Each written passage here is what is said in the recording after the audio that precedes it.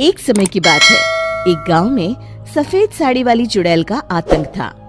चुड़ैल रात भर गांव में घूमती और गांव का जो भी आदमी उसे दिखाई देता उसे वो घायल कर देती। अरे कोई तो बचाओ, मर गया रे। एक रात हरिया अपने खेत से अपने घर लौट रहा था कि तभी अचानक उसके सामने चुड़ैल आ जाती है। अरे बाप रे, ये चुड़ैल कहाँ से आ गई? आज तो मैं गया काम से।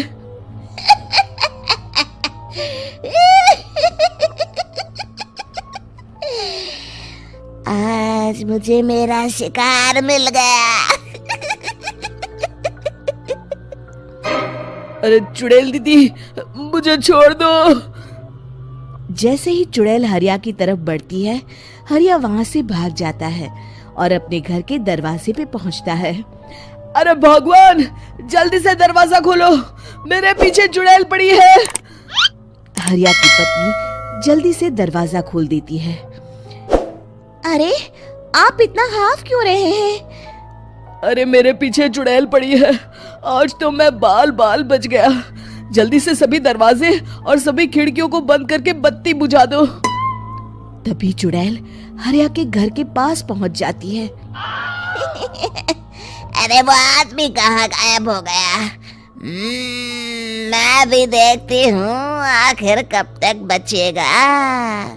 मैं अपने शिकार को इतनी आसानी से नहीं छोड़ती। इतना कहकर चुड़ैल वहां से चली जाती है।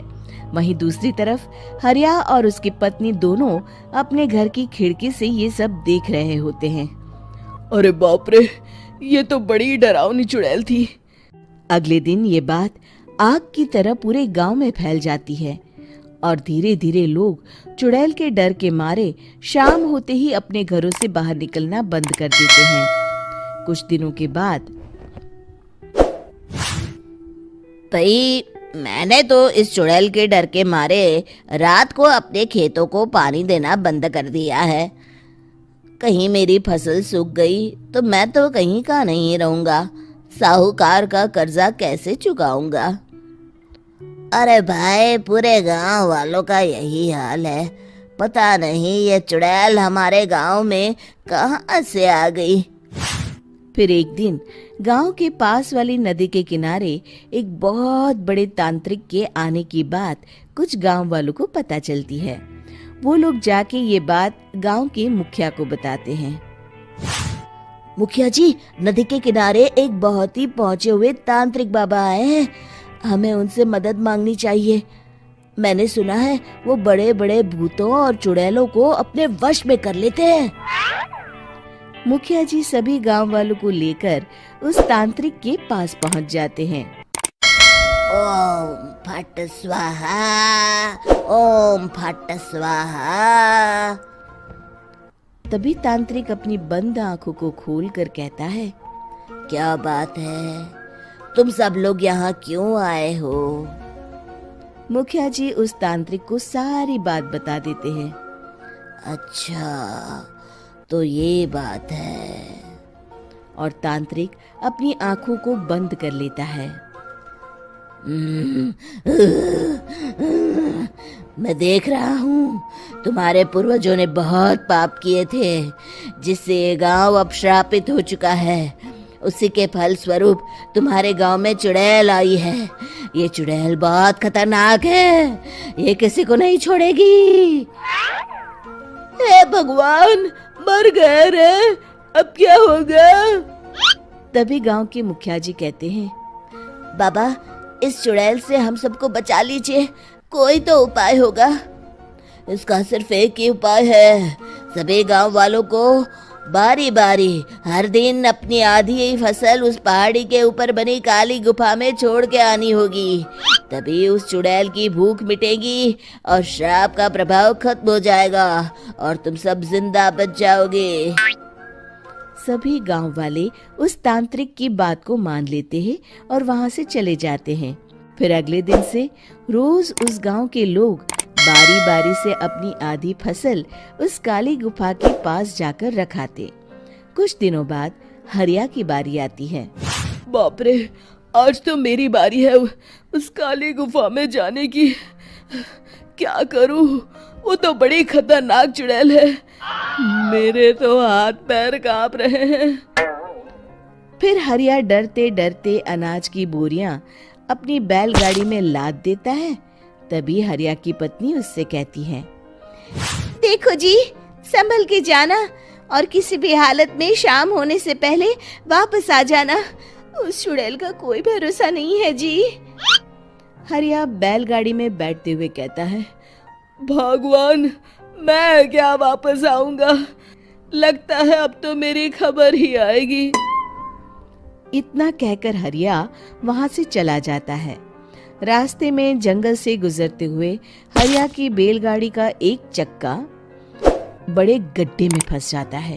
हे भगवान, अब ये क्या मुसीबत है? हरिया नीचे उतर के पूरी ताकत से अपनी बैलगाड़ी को गड्ढे से निकालने की कोशिश करता है। बहुत देर मेहनत करने के बाद हरिया की बैलगाड़ी उस गड्ढे से बाहर निकल जाती है। हे भगवान, अब तो शाम होने वाली है। आज तो मैं गया काम से। जैसे तैसे हरिया काली गुफा में पहुंच जाता है। अरे मर गया रे, यहाँ तो चारों तरफ डरावना माहौल है। मैंने यहाँ आने में बहुत देर कर दी, कहीं चुड़ैल नाराज ना हो जाए। हरिया अनाज की बोरियां वहां रख के जैसे ही जाने लगता है, तभी उसे किसी के आने की आवाज सुनाई देती है। हरिया एक कोने में छुपकर अंदर देखने लगता है। चुड़ैल वहां आती है और फिर अपने चेहरे से नकली चुड़ैल का मुखौटा निकाल देती है। हरिया ये देख के हक्का बक्का रह जाता है। तभी चुड़ैल कहती है, भैया यहाँ आना। आज तो बहुत अनाज आया है, इसे मिलाकर अब हमारे पास ढेर सारा अनाज जमा हो गया है। कल ही हम इसे शहर में बेच आएंगे और माला माल हो जाएंगे। तभी अंदर से नदी के किनारे वाला तांत्रिक बाहर आता है। अरे, ये तो तांत्रिक बाबा है। हाँ, अब तो हम दोनों की जिंदगी मजे में कटेगी। गांव वालों को बेवकूफ बनाना इतना भी मुश्किल नहीं था। लोग तो तुम्हें सच में असली चुड़ैल समझते हैं। हाँ, तुमने सही कहा। अब ये गांव वाले चुड़ैल के डर से जिंदगी भर इस काली गुफा में अनाज पहुंचाते रहेंगे। अच्छा, तो ये बात है। ये दोनों पूरे गांव वालों को बेवकूफ बना रहे हैं। अभी जाकर सबको बताता हूँ। हरिया उन दोनों की पूरी बातें सुन लेता है और जल्दी से वापस गांव में आता है। गांव वालों को पूरी बात बता देता है। इससे पहले वो दोनों हमारा अनाज लेकर शहर जाए, हमें उन दोनों को पकड़ना होगा। उधर दूसरी तरफ नकली तांत्रिक और नकली चुड़ैल बनी औरत एक बड़ी गाड़ी में सारा अनाज लाद के वहां से निकलने की तैयारी कर रहे होते हैं। जल्दी करो, इससे पहले हमें कोई देख ले। हमें यहाँ से निकलना होगा। और तभी वो दोनों देखते हैं कि सामने से सभी गांव वाले अपने अपने हाथों में मशाल लेके आ रहे हैं।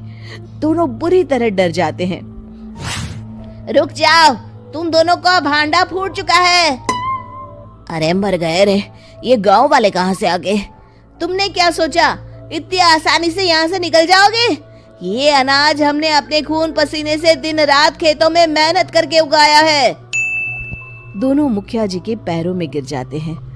हमें माफ कर दीजिए, हम दोनों एक नंबर के कामचोर हैं। बिना मेहनत किए पैसे कमाना चाहते थे। हाँ हाँ, अब हम आगे से मेहनत मजदूरी करके पैसे कमाएंगे। हमें कुछ मत करना, हमें छोड़ दीजिए। इतना कह के दोनों गांव छोड़ के भाग जाते हैं और सभी गांव वाले फिर से खुशी खुशी रहने लगते हैं। शिक्षा, तभी तो कहते हैं कि किसी भी समस्या का समाधान केवल सूझबूझ से ही करना चाहिए और कभी हिम्मत नहीं हारनी चाहिए। दोस्तों, हमें उम्मीद है कि आपको हमारी ये कहानी पसंद आई होगी। कृपया हमारे चैनल को सब्सक्राइब करें और सभी अपडेट्स के लिए बेल आइकन जरूर दबाएं। और हाँ, वीडियो लाइक और शेयर करना मत भूलिएगा। Bye bye.